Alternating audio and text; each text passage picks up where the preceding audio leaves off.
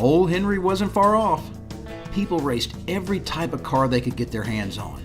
Production cars, hot rods, and custom-built race cars. They raced on country roads, dirt tracks, and city streets, and safety was of little or no concern. Racing was extremely dangerous, and unfortunately, many a driver lost his life during these early years of the sport. However, after World War II ended, racing became more organized. The 50s and 60s saw the beginning of rules targeting safety, and production cars were fitted with roll cages to protect drivers during severe wrecks, and none too soon. Muscle cars of the late 60s were being souped up to over 500 horsepower, and speeds were skyrocketing. Today's vintage racing is far safer than the old days. However, with speeds sometimes exceeding 150 miles per hour and adrenaline-pumping wheel-to-wheel excitement, things can get scary in a hurry. Most of the time, it's nothing more than a spin-out with no harm done. But occasionally, a simple mistake turns into an expensive weekend.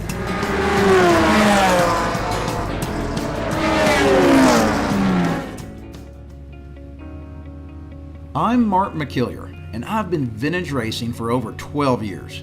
I've raced with numerous vintage clubs at some of the finest tracks in the country, and I've experienced many of the highs and lows you're going to see here. Yeah. See the squirt? Hey, it's in one piece. And I had a good time for what, 3 laps? 4 laps? We're going to follow 2 interesting characters. The first is Dr. Gene Hassel. Gene is not only a dentist, he's my dentist.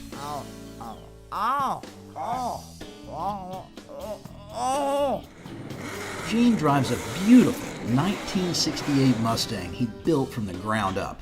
In fact, he built it in my garage unbeknownst to his wife. But that's another story. I think until I got into this racing and got around and got to know all the guys in the club, I rated my mechanical ability with a car.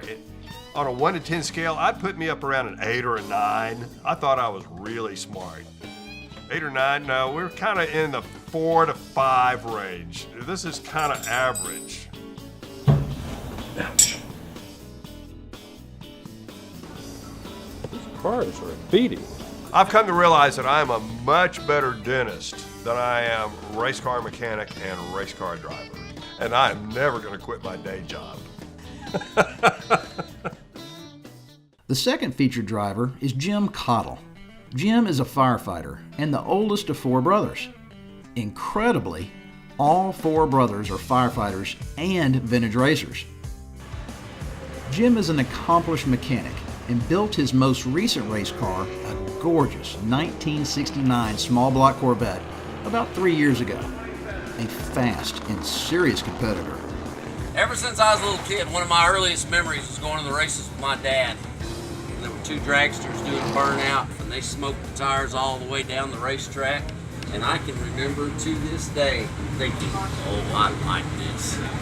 And that's all I've ever wanted to do, truly, ever since.